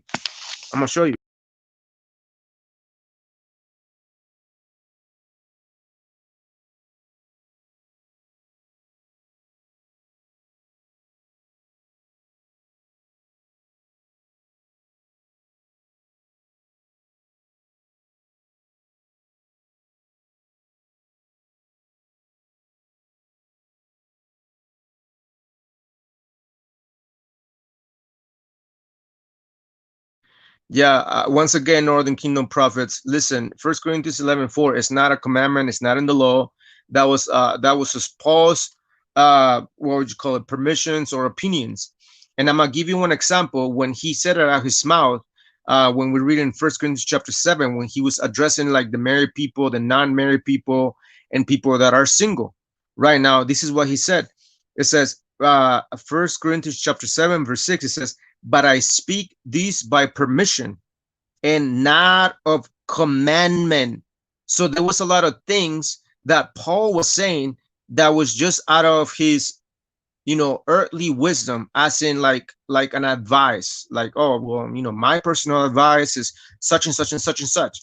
Well, that's basically what Paul was saying when we read in 1 Corinthians 11:4 that not even nature itself teach you. Well, what are you talking about? Nature? What nature? What nature? What nature? What are you talking when it says what is it referring to when it says not even nature itself teach you? What nature? The animal kingdom, the amphibian kingdom, trees, the fishes. What nature, brother? Can you actually break that down? That if a man have long hair, it is a shame unto him. What is that talking about? Do you want to elaborate on that? The link is in the description area. And not So, and not even that. Like, what would be the whole purpose of the Nazarene vow? During the Nazarene vow, you weren't allowed to drink, what, even to shave your head or cut your hair. right. Yeah, I'm actually going to read that, right?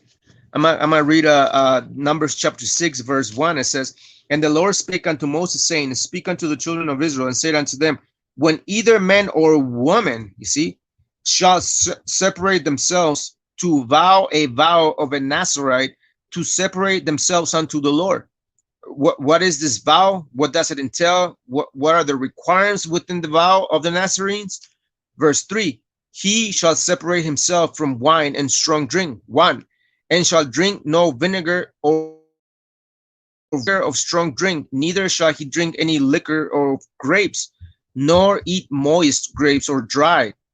Verse 4, all the days of his separation shall he eat nothing that is made of the vine tree, from the kernel even to the husk. Verse 5, all the days of the vow of his separation, there shall no razor come upon his head, until the days be fulfilled in which he separated himself unto the Lord. He shall be Kodash, and shall let the locks of the hair of his head grow.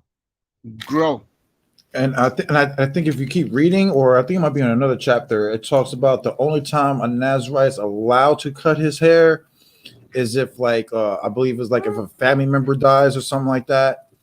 Oh yeah. I believe he's allowed to cut his hair only for like that reason or something like that. Like if a loved one died or something like that. I forget what chapter. I will have to look it up. Yeah, I think so, bro. Yeah, I think I come across the scripture, but the whole point, bro, is that First Corinthians 11:4 is not a commandment. It's not a law at all. Those are just personal opinions by Peter, by Paul, by some of the apostles. Because a lot of things, some of the things, many of the things that we read in the New Testament, especially in the epistles of Paul, a lot of them are not law, are not commandment, are not Torah. Just like the Feast of Purim is not Torah, just like the Feast of Lights or the Feast of Dedication, aka Hanukkah, is not Torah. It's just an observation a lot of people did or observe. It's just a personal thing. So it's an opinion. It's not Torah, bro. So once again, me having my hair all the way down here is not against the Torah. I'm not in the midst of sin. Jeremiah Issachar, Shalom, bro. Have a great night. Anybody else? Anybody else have any more questions before we log out?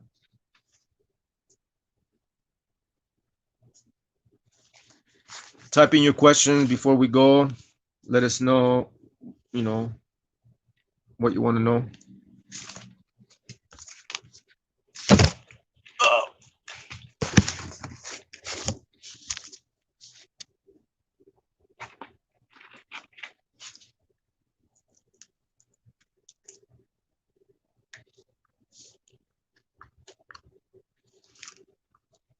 Anybody else? Any more questions, bro? Anybody?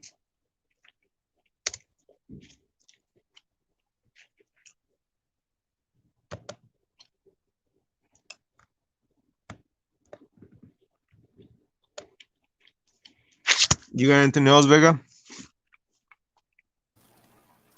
No, I'm good. I'm eating right now. Yeah, me too, bro. I gotta finish eating because I haven't eaten.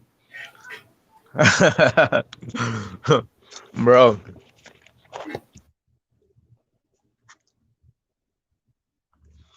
they're good. They're good. Uh, yeah, they're good, bro. They're Parmesan garlic buffalo wings, bro. Good stuff.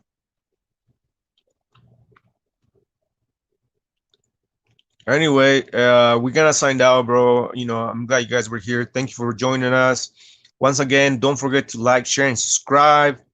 We're always here Monday and Friday, 8 p.m. Eastern Standard Time. Join us. Bring yourselves in. Once again, we always invite you, brothers, to join the panel and bring your arguments or your questions, and we might be able to answer them. We may not. Who knows? So, other than that, Shalom, Jose Vega. Thank you for joining us, bro. Thank you for being here. We're gonna sign out, bro.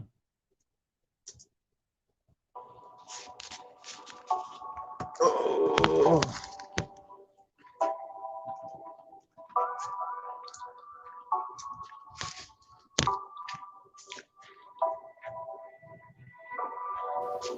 All right, man. Shalom. Shalom, man. Have a great night. See you around.